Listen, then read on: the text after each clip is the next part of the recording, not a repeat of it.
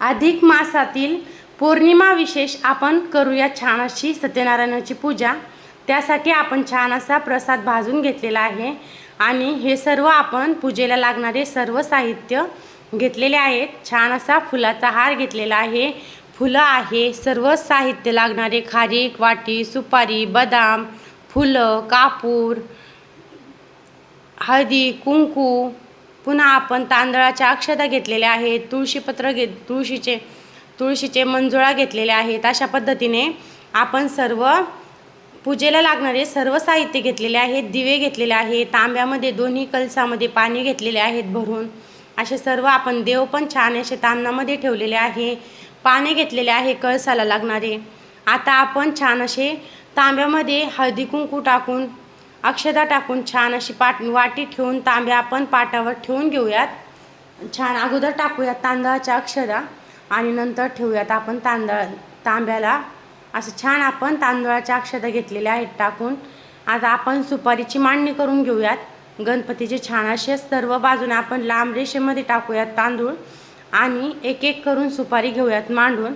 असे छान आपण पूजेची मांडणी करणार आहोत आज सत्यनारायणाच्या। अशा करून आपण 9 सुपाऱ्या मांडून घेणार आहोत। आता 9 आपल्या सुपाऱ्या मांडून झालेल्या आहेत। आता आपण पूजा घेऊयात सुपारीची करून, हळदी कुंकू घेऊयात वाहून आणि वस्त्र आपण छान असे घालून घेतलेले आहे। अशी फोटो पण छान असा मांडलेला आहे।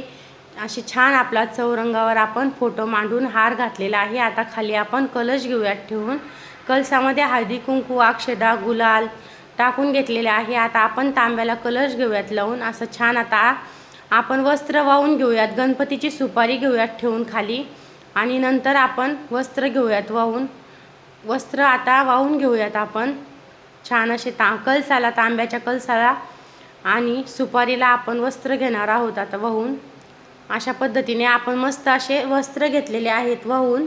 आता फुलं घेऊयात वाहून, फुलं आपले आपण कलसाला घेऊयात वाहून आणि सुपारीला पण घेऊयात फुलं वाहून। एक एक करून असे फुलं आपण सुपाऱ्यांना पण घेऊयात वाहून। वटीचं सामान घेऊयात ठेवून, खारीक, वाटी, सुपारी, बदाम अशा पद्धतीने आपण वटीचं सामान ठेवून घेतलेलं आहे। 5 बाजूला आपण वटीचं सामान ठेवणार आहे। अशा पद्धतीने आपली सत्यनारायणाच्या पूजेची आपण मांडणी करत आहोत। अशी केलेली आहे आपण छानशी अशी सत्यनारायणाच्या पूजेची मांडणी। असं आता आपण देव घेऊयात छान असे पंचामृताने आपण दिवे ठेवून घेऊत अगोदर आणि नंतर पंचामृताने आपण देवाला छान धुवून घेऊयात। पंचामृत घेऊयात देवाच्या अंगावर टाकून आणि नंतर छान देवाला चोळून घेऊयात आणि मग नंतर स्वच्छ पाण्याने धुवून आणि पुसून घेऊयात देवाला। असं छान आपण देवाला पंचामृतानं छान घेतलेलं आहे, धुवून घेऊयात आता देवाला। असं आपण छान धुवून घेऊयात देवाला आणि आता आपण वाटीमध्ये छान तांदूळ टाकलेले आहेत, दिवा आपण प्रज्वलित केलेले आहेत दीप। आता आपण देवाला गंध घेऊयात लावून, असा गंध आपण देवाला घेऊयात लावून, छान गंध लावलेला आहे। आता आपण देवाला वस्त्र घेऊयात घालून, वस्त्र घालणं झाल्यानंतर आपण देवाला वाहून घेऊयात फुलं। अशा पद्धतीने आपण देवाला घेऊयात छान अशी फुलं वाहून। मंजुळा वाहून घेऊयात। सत्यनारायणाच्या पूजेला मंजुळा महत्त्वाचीच आहे, म्हणून कधीही म्हणजे अपूर्णच असती सत्यनारायणाची पूजा मंजुळाशिवाय। त्यामुळे आपण समईची पूजा घेऊयात आता करून, समईला पण फुलं वाहून घेऊयात। अशी छान आपली सत्यनारायणाची पूजेची पोथी आहे। अशी आपली मांडणी झालेली आहे सत्यनारायणाच्या पूजेची। अशी झालेली आहे आपली सत्यनारायणाच्या पूजेची मांडणी। एकदम मस्त अशी आपण सत्यनारायणाच्या पूजेची आज मांडणी केलेली आहे। अशा पद्धतीने आपण मांडणी छान अशी केलेली आहे। आता आपण देवाला घेऊयात नैवेद्य दाखवून। अशी छान अशी आपली नैवेद्याची अगोदर आपण सत्यनारायणाची पूजेची पोथी वाचून घेणार आहोत आणि नंतर देवाला दाखवणार आहोत आपण पूजेची। अगोदर सत्यनारायणाच्या पूजेची पोथीची घेऊयात पूजा करून आणि आता आपण देवाला घेऊयात नैवेद्य दाखवून।